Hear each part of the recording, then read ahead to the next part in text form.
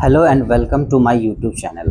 दोस्तों, आज हम लोग CHSL का 13 नवंबर 2025 का शिफ्ट 1 डिस्कस करने वाले हैं। ठीक है, तो जितने भी क्वेश्चन आपके रीजनिंग के ये जो शिफ्ट में पूछे गए थे, सारे क्वेश्चन हम लोग डिस्कस करेंगे और टाइम के अकॉर्डिंग करेंगे। कोशिश करेंगे जल्दी से जल्दी इस पेपर को सॉल्व करें। ठीक है, तो आप मेरे साथ बने रहिए। चलिए शुरू करते हैं। देखिए,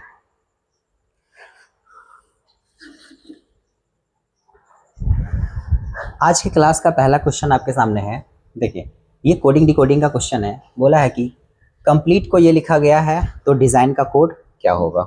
चलिए देखिए, कंप्लीट का एक कोड दिया हुआ है। जैसे अगर आप देखेंगे यहाँ पे C का F है, O का R है, तो हम देखते हैं डायरेक्ट यहाँ से करके देखते हैं। C का F है तो C से F जाने के लिए हमें कितना जोड़ना पड़ेगा।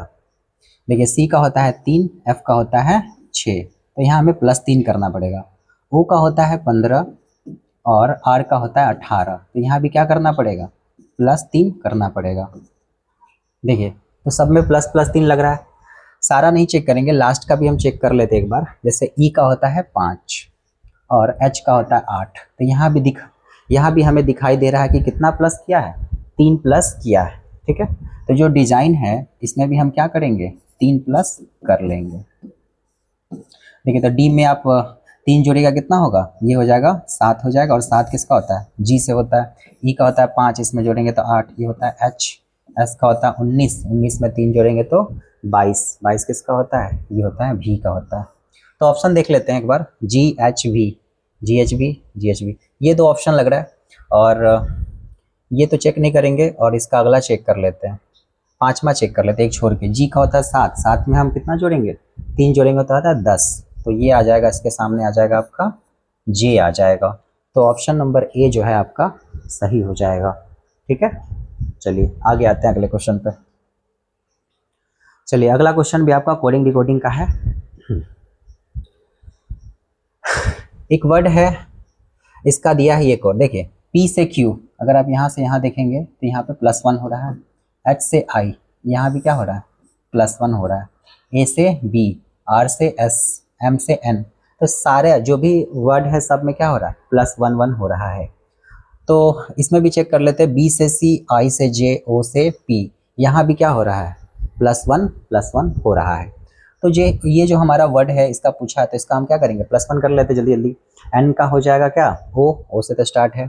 फिर A का हो जाएगा B, और N का हो जाएगा M, OBM वाला ऑप्शन नंबर B हो जाएगा आपका। ठीक है, एक ही ऑप्शन है OBM वाला, सारे ऑप्शन को चेक नहीं करेंगे। चलिए आगे आते हैं। चलिए, तीसरा क्वेश्चन आपके सामने, ये भी कोडिंग डिकोडिंग का क्वेश्चन है। ठीक है, यहाँ भी देखिए, T से U कितना जोड़ा होगा। देखिए, T का होता है 20 और U का होता है 21, यहाँ भी +1 लग रहा है। RS +1, AB, NO, PQ, यहाँ भी सब में क्या हो रहा है, +1 हो रहा है। सेम क्वेश्चन रिपीट हो गया एक तरह से, पिछला जो भी क्वेश्चन था उसमें भी क्या हो रहा था, +1 हो रहा था। तो इसमें भी देख लेते हैं। I का J से स्टार्ट होगा, JOG, देखिए JOGP सब में कॉमन है, JOGP इसमें भी कॉमन है, इसको छोड़ देंगे। P के बाद क्या है, चलिए अगला SE। तो 5वां हम लेटर चेक कर लेते हैं। देखिए, पहला, दूसरा, तीसरा, चौथा, 5वां R में +1 करेंगे तो क्या होगा, S। तो ये ऑप्शन तो आपका कट जाएगा, ऐसा है नहीं इसमें, और ये ऑप्शन हो सकता है। ठीक है, और S के बाद N है, N के बाद B है। फिर हमें ये वाला चेक करना पड़ेगा। देखिए, पहला, दूसरा, तीसरा, चौथा, 5वां, 6वां, 7वां, 8वां लेटर को हम चेक कर लेते हैं एक बार। 1 2 3 4 5 6 7 8, टी के बाद क्या होगा, U होगा। तो U वाला ऑप्शन कौन सा है आपका, ऑप्शन नंबर A है। ठीक है, देखिए, जो भी ऑप्शन में हम क्या करते हैं, जो भी सेम होता है तो उसको चेक करने से फ़ायदा नहीं होता है। तो हम अपना टाइम बचाने के लिए जो ऑप्शन में अलग अलग है उसे हम चेक कर लेंगे, तो हम इसका आंसर इजीली दे सकते हैं। चलिए अगला क्वेश्चन। देखिए, ये जो क्वेश्चन है आपका, ये कथन निष्कर्ष का है, और इसमें एक स्टेटमेंट दिया हुआ है कि ई कॉमर्स के उदय ने खुदरा खरीदारियों को बदल दिया है। ई कॉमर्स के उदय ने खुदरा खरीदारी को बदल दिया है, जिससे पारंपरिक स्टोरों को कम फुटफॉल के कारण बंद करना पड़ा। देखिए, ई कॉमर्स जो है आजकल जो चल रही इलेक्ट्रॉनिक जो कंपनियां हैं, जैसे ऑनलाइन हम लोग जो शॉपिंग करते हैं, ये स्टेटमेंट में बताया गया कि जो ऑनलाइन जो शॉपिंग है ना, ये जब से आया है, इस वजह से जो भी ये छोटे मोटे दुकान है, जैसे छोटे मोटे शॉप्स है, इस पे काफ़ी फ़र्क देखने को मिला है, ये कह रहा है। तो ऑनलाइन प्लेटफॉर्म सुविधा और प्रतिस्पर्धा मूल्य प्रदान करते हैं, जिसमें दुनिया भर के लाखों ग्राहक आकर्षित हो रहे हैं। तो इसका कहने का मतलब है जो ऑनलाइन जो जब से आई है, ये मतलब छोटे मोटे जो दुकान है उससे काफ़ी ज़्यादा आपको सुविधा यहाँ पे देखने को मिलता है। ऑनलाइन प्लेटफॉर्म की बात करें तो ऑनलाइन में क्या होता है, आपके पास मल्टीपल ऑप्शंस होते हैं। ऑनलाइन आप घर बैठे, आपके पास बहुत सारा चॉइस होता है, आप घर बैठे क्या कर सकते हैं, कोई भी प्रोडक्ट देख सकते हैं, और जहां आपको प्राइस में डिफरेंस दिखाई दे आप उसको क्या कर सकते हैं, ऑर्डर कर सकते हैं। और ये भी सुविधा होता है वो घर बैठे ही आपके पास अवेलेबल हो जाता है डिलीवरी के माध्यम से, ठीक है। और अगर दुकान की बात करें, आप स्टोर्स पे जाते हैं तो आपको वहाँ पे जाना पड़ता है, ठीक है। तो ये सब सुविधा आपको ऑनलाइन दे रही है, तो जिससे ज़्यादातर जो लोग हैं ना आज ई कॉमर्स पे ये जो है मतलब शिफ्ट होते जा रहे हैं। हालांकि विलासिता वस्तुओं और ताजी किराना जैसी कुछ श्रेणियों में ग्राहक अब भी खरीद से पहले भौतिक जांच को प्राथमिकता देते हैं। देखिए, पूरी तरह से लोग ऑनलाइन पे डिपेंडेंट नहीं हो रहे हैं। जैसे मान लीजिए आपको ग्रोसरी का सामान लेना होता है या कोई महंगी चीज़ें आपको लेनी पड़ती है, तो आप क्या करते हैं, आप कोशिश करते हैं कि आप दुकान से ही ले। ऐसा इसलिए करते हैं कि जैसे सब्जी हो गया, फल हो गया, ये सब चीज़ हम क्यों दुकान से लेना प्रेफर करते हैं, क्योंकि जो सब्जियां होती हैं हम लोग फ्रेश लेना पसंद करते हैं, क्योंकि ऑनलाइन से आएगा तो वो उस पर कुछ डिफेक्टिव हो सकता है। इसीलिए हम चाहते हैं कि फिजिकली जाए, अपने हिसाब से उसको देखे और वहाँ से खुद लेके आएँ। तो इन सब चीज़ों में जो है कुछ लोग, ज़्यादातर लोग ये प्रेफर करते हैं कि वो शॉप से ही ले, ठीक है। तो पूरी तरह से हम ये नहीं कह सकते कि हम लोग ई कॉमर्स पे मतलब डिपेंडेंट हो गए हैं, ठीक है। और महंगी चीज़ में भी हम ऐसा ही करते हैं, क्योंकि एक्सपेंसिव चीज़ लेना है तो अगर सामने से देख के लेंगे तो ज़्यादा अच्छा रहेगा, ताकि हमें कोई डिफेक्टिव प्रोडक्ट्स देखने को ना मिले, ठीक है। अब देखिए, जैसे कुछ श्रेणियों में ग्राहक अभी खरीद से पहले भौतिक जांच को प्राथमिकता देते हैं, तो ये आपका स्टेटमेंट है, इसी के बेस पे हमें आपको इसका आंसर करना। देखिए, ये कह रहा है पहला कि ई कॉमर्स भविष्य में पारंपरिक खुदरा स्टोरों को पूरी तरह से प्रतिस्थापित कर देगी। क्या ऐसा है? ऐसा तो नहीं है, पूरी तरह से अभी भी डिपेंडेंट नहीं है।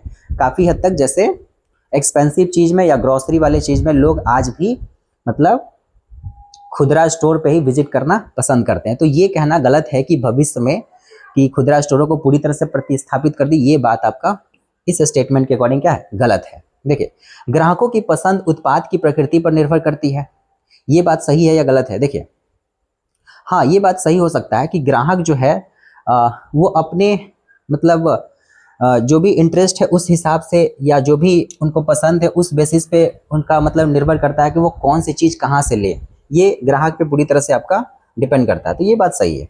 अब देखिए, ऑनलाइन प्लेटफॉर्म केवल प्रतिस्पर्धा मूल्य निर्धारण के कारण सफल है, तो ये हम नहीं कह सकते कि ऑनलाइन में प्राइस कम रहता है इस वजह से लोग जो है ज़्यादातर ऑनलाइन पे शिफ्ट हो रहे हैं। लेकिन ऑनलाइन के बहुत सारे फ़ायदे हैं आपके, ठीक है। ऑनलाइन का जो है आपका, जैसे अभी बताया हम आपको कि ऑनलाइन में जब भी आप शॉपिंग करते हो तो उसके मतलब आपके पास बहुत सारे मल्टीपल ऑप्शन होते हैं, वहाँ पे आप रेटिंग वगैरह देख के आप सामान ऑर्डर कर सकते हैं, ये सुविधा है। और घर बैठे आप उस सामान को मंगवा सकते हैं। तो हम ये सिर्फ नहीं कह सकते कि सिर्फ प्राइस के बेसिस पे हम इसका निर्धारण नहीं कर सकते, इसलिए वो सफल है। तो ये कहना भी क्या है, गलत है। तो इसका आंसर क्या हो जाएगा, दूसरा आपका सही हो जाएगा।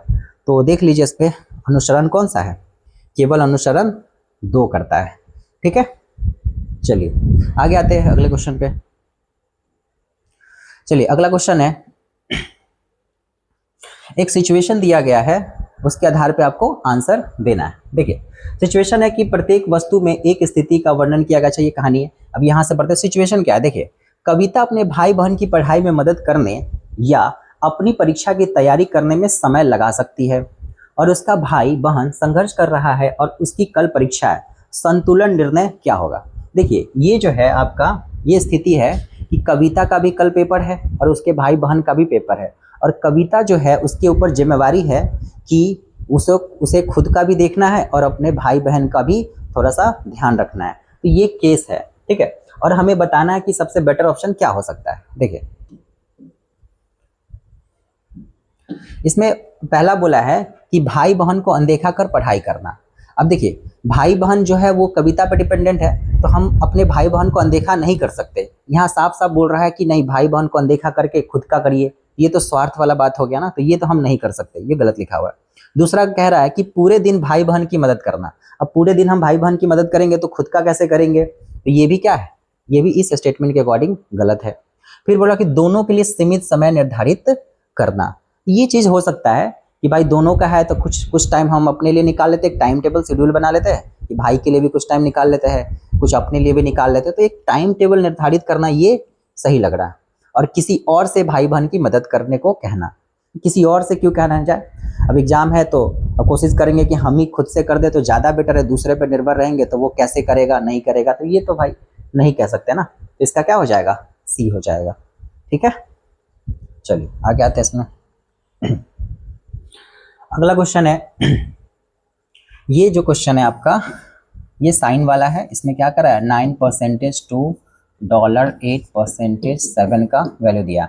अब देखिए इसमें परसेंटेज का क्या अर्थ है, परसेंटेज का अर्थ है गुना, तो चलिए 9 गुने 2, डॉलर का अर्थ है आपका, डॉलर का अर्थ है भागा 8, और परसेंटेज का अर्थ है गुना, और ये 7। अब इसको क्या करेंगे, इसको सॉल्व कर लेंगे। चलिए पहले डिवाइड का काम होगा, तो 9 गुने 2/8 और ये हो जाएगा गुना 7। ठीक है, कटने वाला तो काट दीजिए, 2 चौका 8, ये हो जाएगा 9 सते 63/4 हो जाएगा। ऑप्शन में है, ठीक है, एक ही ऑप्शन है 63/4। चलिए अगले क्वेश्चन पे आते हैं। चलिए क्वेश्चन है, ये भी सिचुएशन बेस्ड क्वेश्चन है। इसमें बोला है कि एक समूह असाइनमेंट के दौरान एक सदस्य कम योगदान देता है लेकिन व्यस्त होने का दावा करता है। आप स्थिति को सामाजिक रूप से बुद्धिमानी से कैसे संभालेंगे। ठीक है, जैसे ऑफिस में काम दिया गया तो उसमें कुछ लोग जो है क्या कर रहे हैं, अपना कम योगदान दे रहे हैं, वो इस तरह से खुद को दिखा रहे हैं जैसे वो काम कर रहे हैं, लेकिन वो रियल में एक्चुअल में वो काम नहीं कर रहे हैं, बस खुद को ही शो कर रहे हैं बिजी होने का, वो एक तरह से नाटक कर रहे हैं। तो इस केस में हमें क्या करना चाहिए, देखिए पहला कि कार्य को स्पष्ट रूप से विभाजित करें और निजी तौर पर उनकी सीमाएं समझने के लिए बात करें तथा मदद की पेश करें। देखिए ये होता था, जैसे बचपन में भी हम ऐसे करते थे कि जैसे पढ़ने के लिए बोला जाए तो पढ़ते नहीं थे। अब ये पता चला कि चलो पापा आने वाले हैं तो क्या करते थे, पढ़ने बैठ जाते थे ताकि पापा के नज़र में हम पढ़ रहे हो, लेकिन एक्चुअल में हम पढ़ नहीं रहे होते हैं। ठीक है, तो वही चीज़ है आजकल ये प्राइवेट सेक्टर में भी होता है। लोग ये बस उसको मतलब जो भी 8 घंटे का टाइम होता है उसको टाइम स्पेंड करना होता है किसी तरह, बस वो ये दिखाते हैं कि हम काम कर रहे हैं, लेकिन एक्चुअल में कुछ लोग ऐसा नहीं करते हैं। सारे लोग के लिए हम ऐसा नहीं बोल सकते, लेकिन कुछ लोग ऐसा करते हैं। तो जब ऐसा सिचुएशन आए तो एक कंपनी को क्या करना चाहिए, देखिए बिना चर्चा के उन्हें बाहर कर दे। अगर कुछ लोग ऐसा कर रहे हैं तो आप उसके साथ डिस्कस नहीं करेंगे, डायरेक्ट उसे बाहर कर देना ये गलत है।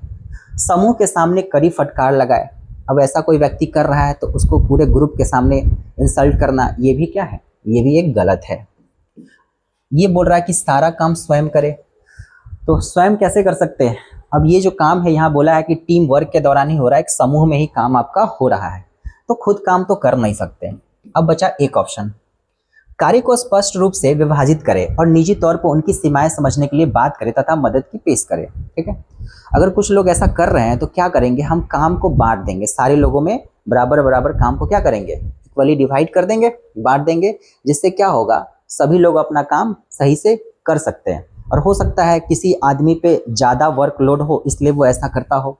जब हम इक्वली काम को सारे लोगों में डिस्ट्रीब्यूट कर देंगे तो कुछ लोग ऐसा नहीं करेंगे। फिर क्या होगा, निजी तौर पर उनकी सीमाएं समझने के लिए बात करें कि उन्हें क्या समस्या है, पर्सनली उनसे मिलकर हम उनसे बातें करने का ट्राई करेंगे। अब देखिए तथा उसे मदद करेंगे, जो भी समस्या क्या करेंगे उनका हेल्प करेंगे, तभी जाके ये चीज़ सही हो सकता है, नहीं तो ये चीज़ आपका लगातार क्या होगा, बना रहेगा।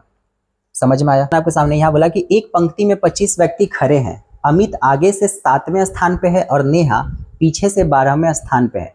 तो अमित और नेहा के बीच खड़े व्यक्तियों की संख्या आपको क्या करना है, बताना है। देखिए जब कभी भी हमें बीच के व्यक्तियों की संख्या ज्ञात करनी होती है तो हम क्या करते हैं, टोटल में से लेफ्ट प्लस राइट को घटा देते हैं। बीच का निकालना है तो जो टोटल है उसमें से लेफ्ट प्लस राइट को घटा दीजिए। ठीक है, तो टोटल कितना था, टोटल था हमारे पास 25 माइनस लेफ्ट से कितना है, ये हो गया 7 और राइट से है आपका 12। इसको जोड़ दीजिए, 25 माइनस हो जाएगा 19, ये हो जाएगा 6 हो जाएगा। 6 लोग होंगे, बीच में कितने लोग होंगे, 6 लोग हो जाएंगे। समझ में आया? चलिए आगे आते हैं अगले क्वेश्चन पे। देखिए अगला क्वेश्चन है आपके सामने, मीरा दियों को एक पंक्ति में सजाती। मीरा के पास कुछ दिया है जो हम दिवाली वगैरह पे जलाते हैं। एक स्टार लैंप बाएं से 7वें स्थान पर रखती है। स्टार लैंप को क्या करती है, बाएं से 7वें स्थान पर रखती है। और एक गोल लैंप दाएं से 12वें स्थान पे है। अगर ये दोनों एक ही लैंप है तो कुल कितने लैंप है? तो हमें टोटल बताना है। देखिए जब भी आपको टोटल बताना होता है ऑर्डर रैंकिंग में, तो आप क्या करते हैं, टोटल बराबर जो होता है ये होता है लेफ्ट प्लस राइट माइनस 1 होता है। ये करते हैं टोटल के लिए हम डायरेक्ट। तो इधर से ये 7वें स्थान पे, इधर से क्या है ये 12वें स्थान पे, तो इसे जोड़ के हम क्या करेंगे, एक घटा देंगे। 12 7 19, 19 में से एक गया तो हो गया आपका 18। 18 हो गया। टोटल कितने होंगे लैंप, ये हो जाएंगे 18। चलिए अगले क्वेश्चन पे आते हैं। अगला क्वेश्चन है आपका, ये भी स्टेटमेंट पे ही बेस्ड क्वेश्चन है। देखिए मॉनसून में देरी के कारण शहर को गंभीर जल संकट का सामना करना पड़ा। मॉनसून के बारे में है। जब मॉनसून जब आता है तो क्या होता है, जैसे मॉनसून में क्या होता है, मॉनसून में आपकी बारिश होती है, महीना 2 महीना ऐसे चलता है। कभी कभी क्या होता है ये समय पे आ जाता है, कभी कभी इसमें टाइम लगता है। तो वही चीज़ है, मॉनसून जब देरी से आया मतलब देरी के कारण शहर में गंभीर जल संकट का सामना करना पड़ा। ठीक है भाई, बारिश नहीं होगी तो भाई पानी की तो किल्लत होगी ही होगी। तो आपको कार्यवाही करनी है, क्या करना है, जैसे तुरंत सख्त जल रशनिंग लागू करें। तो पहला कार्रवाई आप क्या कर सकते हैं कि तुरंत, जैसे रशनिंग का मतलब क्या होता है, जैसे पानी का जैसे बहुत ज़्यादा इस्तेमाल हो रहा है तो उसे क्या करेंगे, मतलब एक सख्त कानून लाएंगे या नियम लाएंगे, एक सख्त कानून या कुछ नियम लाएंगे ताकि पानी के मतलब बहुत ज़्यादा इस्तेमाल पे क्या हो सके, रोक लग सके। ये चीज़ हम कर सकते हैं जिससे पानी की बचत होगी। दूसरा कह रहा है कि सफाई बनाए रखने के लिए नागरिकों को अधिक पानी का उपयोग करने के लिए प्रोत्साहित करें। अब देखिए पानी का किल्लत है तो बहुत ज़्यादा पानी का इस्तेमाल करने से तो हमें और बचना है। यहाँ बोल रहा है कि बहुत ज़्यादा पानी का उपयोग करना, तो ये तो आपका गलत है। ठीक है, ये हम कर सकते हैं कि तुरंत एक सख्त जल रशनिंग लागू कर सकते हैं ताकि पानी का क्या हो सके, स्टॉक कर सके, पानी को बचा सके। तो ये आपका इस क्वेश्चन के हिसाब से क्या होगा, सही होगा। तो इसका हो जाएगा केवल 1 अनुसरण करता है। ठीक है, चलिए अगले क्वेश्चन पे आते हैं हम। अगला क्वेश्चन है ये भी स्टेटमेंट बेस्ड ही क्वेश्चन है। देखिए क्वेश्चन बोला है कि मॉनसून के दौरान जल जमाव के कारण शहर में डेंगू के मामले में वृद्धि दर्ज की गई। अब बहुत ज़्यादा जब बारिश भी होता है तो क्या होता है, जल की वजह से कहीं कहीं पानी जमा हो जाता है, पानी के इकट्ठा होने की वजह से तरह तरह की बीमारियां फैलने लगती है। तो वही चीज़ है यहाँ पे जो सिचुएशन दिया है कि बोल रहा है कि बारिश हुआ जिसमें जल जमाव हुआ तो डेंगू का काफ़ी ज़्यादा केस देखने को मिला। तो इस सिचुएशन में हमें क्या करना चाहिए, देखिए बड़े पैमानों पे धूम्र अभियान चलाए और रुके हुए पानी को साफ करें। ठीक है, अब डेंगू फैल गया तो यहाँ बोल रहा है कि बड़े पैमाने पे, देखिए इंग्लिश में थोड़ा पढ़ते हैं, launch a large scale of fumigation drive and clear stagnant water. देखिए ये जो होता है ना, आप देखे होंगे आपके शहर या गांव में कभी कभी ना एक धुआं टाइप का छोड़ा जाता है, वो मच्छर वगैरह को भगाने के लिए ऐसा किया जाता है। तो वो चीज़ बोल रहा है यहाँ पे भी करने के लिए। तो हाँ ये सही बात है कि बड़े पैमाने पर अगर इस तरह का फैल रहा है तो उस तरह का हम छिड़काव कर सकते हैं धुआं का, जिससे मच्छर वगैरह का थोड़ा सा प्रकोप कम हो। तो ये चीज़ हम कर सकते हैं। और रुके हुए पानी को भी साफ करें, ये भी सही बात है। कहीं पे पानी का जल जमाव हो जाता है तो हम क्या करेंगे, साफ सफाई करेंगे, तभी तो बीमारी और नहीं फैलेगी ना। और मानसून समाप्त होने तक सभी सार्वजनिक अवकाश घोषित करें। अब देखिए मानसून का क्या है, वो 1 महीने चल सकती है, 15 दिन भी चल सकते हैं, महीनों 2 महीना भी चल सकता है। तो इस वजह से हम ये नहीं कर सकते कि जितना भी सार्वजनिक काम है, जैसे स्कूल है, कॉलेज है, ऑफिस है, हम सबको बंद कर दे, छुट्टी घोषित कर देते, इससे तो काफ़ी नुकसान हो जाएगा ना हमारा। तो ये चीज़ हम नहीं कर सकते। और एक ही चीज़ हम इसमें कर सकते हैं कि ये हम कर सकते हैं और पानी को साफ सफाई करवा सकते हैं। तो दूसरा स्टेटमेंट क्या है आपका, गलत है। तो इसका आंसर जो है केवल 1 अनुसरण करता है। चलिए आगे आते हैं। चलिए एक सीरीज का क्वेश्चन है, इसमें बोला कि P है, M है, J है, G है। चलिए P का होता है 16, M का होता है आपका 13, J का होता है 10, G का होता है 7 तो देख लीजिए इसमें कितने का डिफरेंस है, इसमें 3 का है, यहाँ भी क्या है 3 है, यहाँ भी 3 है, तो इसमें भी 3 घटा लेंगे तो 7 में से 3 गया 4, और 4 होता है किसका, ये होता है आपका डी का होता है। इसका आंसर हो जाएगा डी हो जाएगा। चलिए आगे आते हैं अगले क्वेश्चन पे। ये भी सीरीज का क्वेश्चन है। देखिए BGMT, बी का होता है 2, जी का होता है 7, एम का होता है 13 और टी का होता है 20। चलिए यहाँ भी हम इसका डिफरेंस चेक करते हैं। ये 5, ये हो गया 7 6 13 6, और यहाँ क्या होगा 7। तो देखिए 5 6 7, तो अगला क्या चलेगा 8 प्लस 8, 8 जोड़ेंगे तो ये हो जाएगा 28। ठीक है, 26 होता है आपका ए का, 26 होता है आपका जेड का, 27 और जेड के बाद वापस चलते हैं ए, तो 27 हो जाएगा ए का, 28 हो जाएगा बी का हो जाएगा। ठीक है, तो इसका क्या होगा बी हो जाएगा। तो ये वाला ऑप्शन आपका सही हो जाएगा। चलिए अगला है 14 नंबर क्वेश्चन। ठीक है, देखिए स्टेटमेंट है कि एक स्कूल के प्रिंसिपल को अभिभावकों की ओर से एक शिक्षक के सख्त अनुशासनात्मक व्यवहार के बारे में कई शिकायतें मिली। ठीक है भाई, टीचर है स्कूल में, बहुत ज़्यादा मतलब लगा दिए क्या शक्ति। हालांकि उस शिक्षक के अधीन छात्रों के ग्रेड स्कूल में सर्वोत्तम है। भले ही टीचर्स ने बहुत ही ज़्यादा कार्रवाई कर दी हो बच्चों पे, कि अनुशासन का मतलब होता है कि बहुत ज़्यादा मतलब वो कर दिया कि आपको ऐसे रहना है, ऐसे करना है, ये करना है, वो नहीं करना, तो ऐसा कुछ कुछ टीचर कर रहे हैं। लेकिन उनका जो ग्रेड है, मतलब बच्चों का मतलब जो जितने भी बच्चों को पढ़ा रहे हैं उसमें अच्छा ग्रेड बच्चों को हमेशा से मिलता आ रहा है। एक चीज़ अच्छी चीज़ है। और हालांकि उस शिक्षक के अधीन छात्रों को ग्रेड स्कूल में सर्वोत्तम है, प्रिंसिपल को शिकायतों को संभालने के साथ साथ शैक्षणिक सफलता को जारी रखने का निर्णय लेना होगा। मान लीजिए आप हेड मास्टर है, आप प्रिंसिपल है स्कूल के, तो आप टीचर्स को कैसे समझाएंगे, आपको सब कुछ देखना है। ठीक है, अब टीचर्स का परफॉर्मेंस भी अच्छा है, वो अच्छा करवा भी रहे हैं, लेकिन कुछ चीज़ें हैं जो पेरेंट्स को पसंद नहीं आ रही है, तो उस सिचुएशन में हम कैसे डील करेंगे। ठीक है, देखिए पहला सिचुएशन है कि शिक्षक को तुरंत निलंबित करें, है ना। अब कुछ शिकायतें हैं, देखिए कमियां सब में होती है ना, तो ऐसा नहीं है कि अब मान लो फर्स्ट टाइम किसी से गलती हो जाए या कुछ चीज़ें किसी को ना पसंद आए तो इस वजह से हम उसे तुरंत निलंबित कर देंगे, तो ये तो नुकसान ही हो गया ना। तो ये बात तो आपका गलत है, हम ऐसा नहीं कर सकते। दूसरा है कि शिकायतों को अनदेखा करें। भाई शिकायत आ रहा है, किसी को प्रॉब्लम हो रहा है, तो हम उसको अनदेखा भी तो नहीं कर सकते ना, तो अनदेखा तो नहीं कर सकते, निलंबित भी नहीं कर सकते।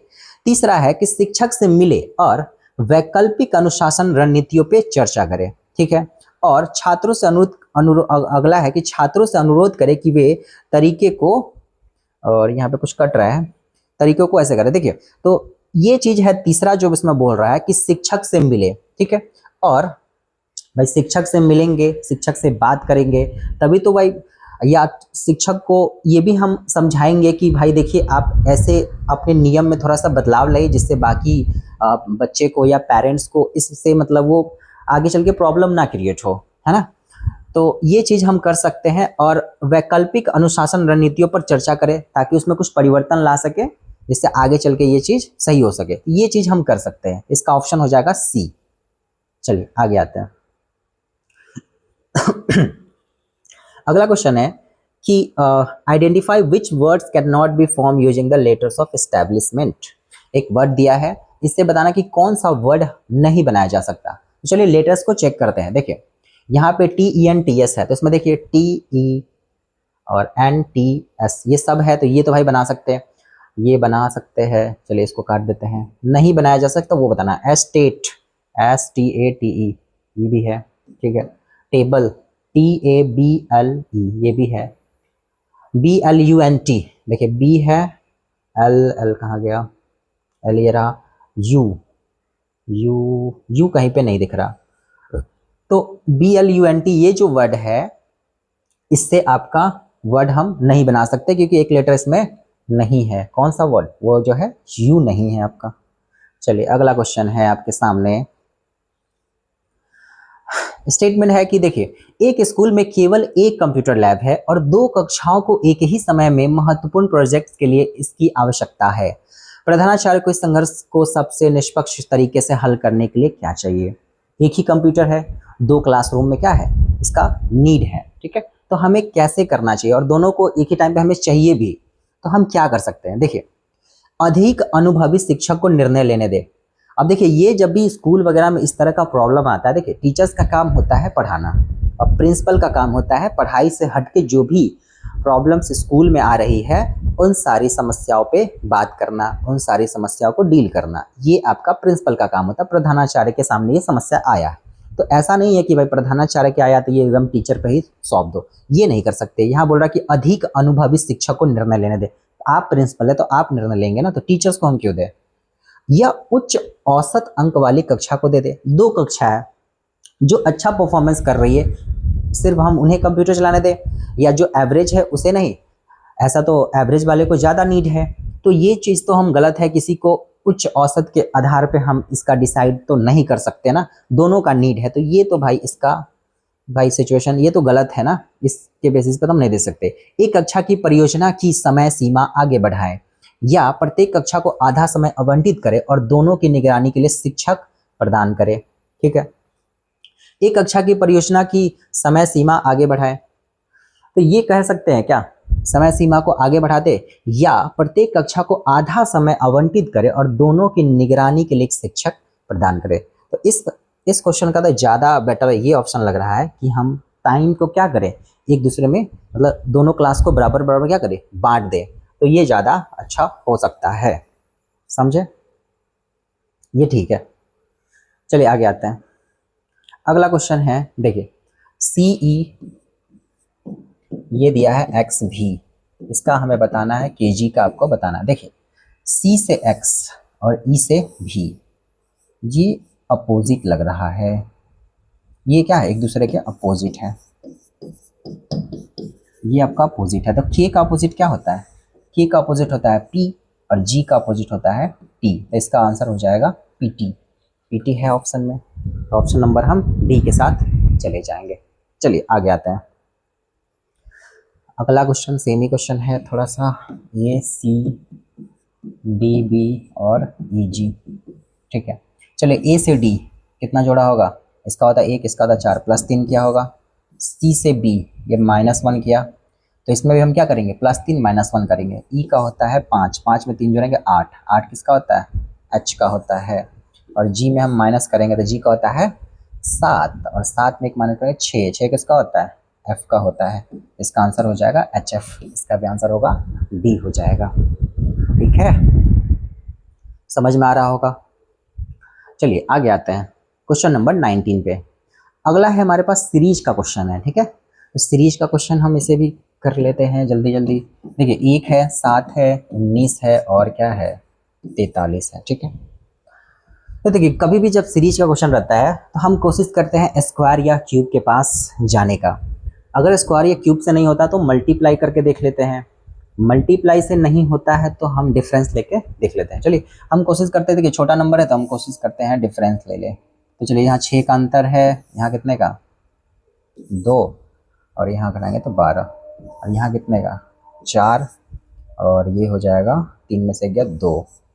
ठीक है, तो 6 है, 12 है, 24 है। ठीक है, तो 6 दूना 12, 12 दूना 24, तो अगला कितने का अंतर होना चाहिए, 48 का होना चाहिए।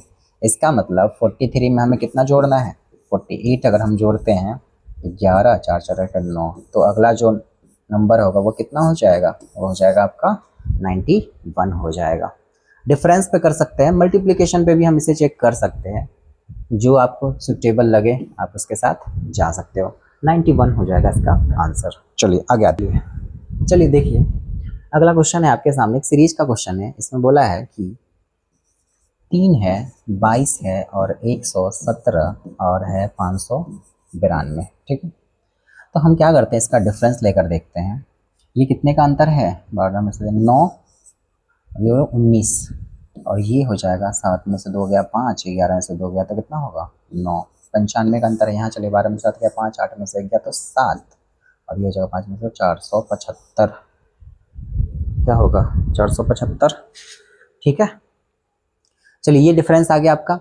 अब देखिए यहाँ पे क्या करते हैं, यहाँ पे देखिए किताब ये कितना टाइम्स है, ये 5 टाइम्स है। 19 5 जा 95। इसका देख लेते ये कितना मल्टीप्लिकेशन है, ये भी देख लेते हैं 95 5 जा 47, 475 आ रहा, मतलब ये भी 5 टाइम्स है। तो हमें सीरीज का पता चला कि ये क्या फॉलो कर रहा है, जो डिफरेंस है उसका 5 टाइम्स मल्टीप्लाई कर रहा है। तो जो अगला होगा ये 475 का भी ये 5 टाइम्स होने वाला है। तो इसका हम 5 से मल्टीप्लाई कर दिए, 37 का साथ हाथ में 3, 5 का 20, 2375 आ रहा है ये। चलिए ये आ गया 2375। तो हम क्या करेंगे, इसमें जोड़ देंगे 2375 में कितना 592 को जोड़ देंगे। तो 5 2 7, 9 7 16, 5 3 8 1 9, 2 2967 आएगा। ठीक है, तो ये आप कर सकते हैं। ठीक है, देखिए जब भी सीरीज का क्वेश्चन है इस तरह का, जब भी सीरीज का क्वेश्चन रहता है तो हम अभी बताएं आपको, कोशिश करेंगे अगर वो नंबर स्क्वायर या क्यूब के पास है तो पहले आप वहाँ जाने का ट्राई करें। अगर स्क्वायर क्यूब से नहीं होता है तो आप मल्टीप्लाई करें। जैसे हमने अभी करके देखा कि 3 को 22 के पास जाना है तो 7 टाइम्स कर लेते हैं और +1 कर लेते हैं, और जब 22 को किया तो वो बहुत ज़्यादा आ जा रहा था, तो मल्टीप्लिकेशन वाला लॉजिक फेल हो गया। तो एक ही ऑप्शन बचता है कि हम डिफरेंस लें, और डिफरेंस लिए तो कुछ ना कुछ हमें पैटर्न दिखा कि ये 19 का ये 5 टाइम्स है। इसको भी हमने चेक किया तो ये भी 5 टाइम्स था और यहाँ भी 5 टाइम्स था, तो हम ऐसे करके इसका आंसर इजली बता पाए। चलिए अगला क्वेश्चन आपके सामने, अगला भी सीरीज का ही क्वेश्चन है। ये है 10, 41, 196 और है 971। ठीक है, तो स्क्वायर के पास तो कोई नहीं है तो हम क्या करते हैं, मल्टीप्लाई करके देख लेते हैं एक बार। चलिए ये 10 का 4 टाइम्स लग रहा है, 4 टाइम्स करे +1 करे तो ये 41 आ रहा है। ठीक है, अगला देखते हैं, 41 को भी 4 टाइम्स करके देखते हैं। इसको ही +1 ही कर लेंगे, 4 1 जा 4, 4 16 होने हो जाएगा 65, 165 आ रहा है। तो ये तो 196 जाना है, तो ये 4 टाइम्स तो ये नहीं होगा, कोशिश करते हैं थोड़ा सा और बढ़ा ले। चलिए ये काम करते हैं ना, इसको 5 टाइम्स करके देखते हैं। 10 5 जा 50, 50 आ गया, हमें लाना है 41, तो कुछ ना कुछ सब्सट्रैक्ट करना पड़ेगा। तो चलिए इसमें हम कितना 9 घटा दे, चलिए 41 तो आ जाएगा। ठीक है, आगे देखते हैं, 41 को भी हम 5 से मल्टीप्लाई करके देखते हैं, कितना आएगा 205। अगर इसमें हम 9 घटा ले तो शायद आ जाना चाहिए, 15 में से 9 गया 6 और 9 बचा और इधर 1, 196। ठीक है, तो लॉजिक पता चला कि ये 5 टाइम्स मल्टीप्लाई कर रहा है और 9 घटा रहा है। इसका मतलब 971 को हम क्या करेंगे, 5 टाइम्स मल्टीप्लाई कर लेंगे। 5 में 3, 9 बचे 45, 3 48 और इसमें से 9 घटा लेंगे, 15 में से 9 गया 6, 4 8, 4846 आपका आ जाएगा। है ऑप्शन है तो 4846 हो जाएगा। ठीक है, आइए आगे आइए,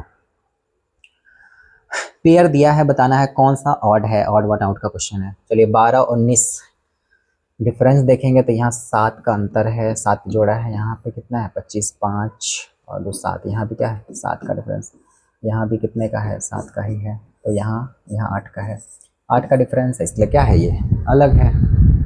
ठीक है,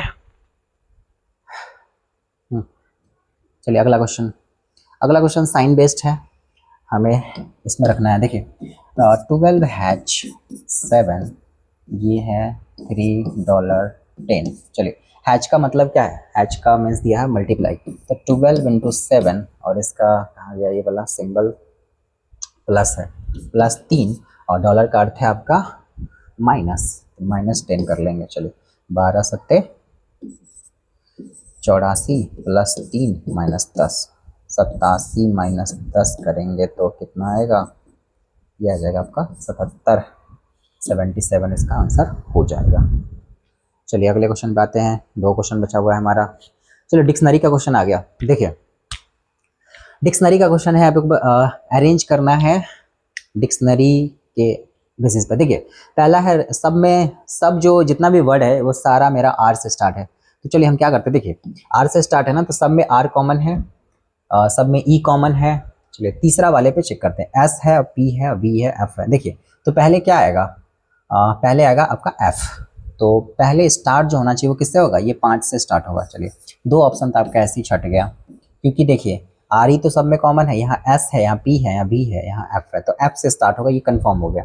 चलिए 5 है, अब इसमें देखिए 3 है, 3 इसमें भी है। चलिए दूसरा को नहीं चेक करेंगे, 1 और 2 को हम चेक कर ले तो पता चल जाएगा। देखिए पहला और दूसरा में हम चेक कर लेते हैं। RES, ठीक है। P, पहले P आएगा तो इसका मतलब पहले क्या आएगा, 1 आएगा, तो 3 तो पहले से रहेगा ही, और 1 आ जाएगा आपका, तो 5 3 1 2 4 हो जाएगा इसका आंसर। ठीक है, ये इसका ऑर्डर होगा। चलिए अगले क्वेश्चन पे आते हैं। रेनबो, ये भी जितना भी वर्ड्स है ये सब R से स्टार्ट है, RA, अच्छा हाँ RA से है और I से भी है।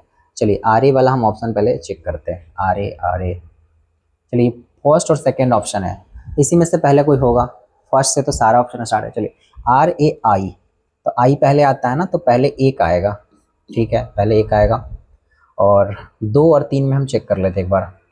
RA, हाँ तो RA है और RE है, तो पहले 2 आएगा, 1 2 आ गया, 1 2 वाला ये ऑप्शन है। 3 4, अच्छा ठीक है, 3 4 इसमें तो है कॉमन, 1 2 3 4। अब 6 और 5 में एक बार चेक कर लीजिए, REM और REG, तो पहले आएगा आपका G वाला, तो 1 2 3 4 5 और 6 हो जाएगा। सही है क्या, GHIJ, हाँ ठीक ही है। तो ऑप्शन नंबर ए के साथ हम चले जाएंगे। तो ये था आपका 1 से 25 क्वेश्चन का कंप्लीट सॉल्यूशन। ठीक है, तो आप इसको अच्छे से रिवाइज कर लीजिए एक बार, और हर शिफ्ट का आप क्या करिए कि एक कोशिश करिए जितना भी, जैसे अभी आपका CHSL का एग्ज़ाम आने वाला, अभी CGL अगस्त सितंबर में आपका CGL का एग्ज़ाम हो जाएगा, तो इसके एग्ज़ाम के तुरंत बाद आपका CHSL का पेपर हो सकता है, तो आपके पास काफ़ी टाइम है। तो आप क्या करिए, प्रीवियस ईयर क्वेश्चन पे ज़्यादा फोकस करिए। प्रीवियस ईयर क्वेश्चन देखिए, ये सेट लगाने से पहले आप क्या करिए कि एक बार इसको मॉक टेस्ट जरूर लगाइए। मॉक टेस्ट लगाइए जहां आपका गलती होता है, उसके बाद आप सॉल्यूशन देखेंगे तो वो आपको काफ़ी हेल्प करेगा। जैसे 13 नवंबर का ये फर्स्ट शिफ्ट था, इसी तरह आपको सारे पेपर का क्या करना है, एक बार मॉक देना है। मॉक देने के बाद आप कंप्लीट सॉल्यूशन को देखेंगे तो आपको काफ़ी हेल्प होने वाला है। चलिए ठीक है, मिलते हैं अगले शिफ्ट में।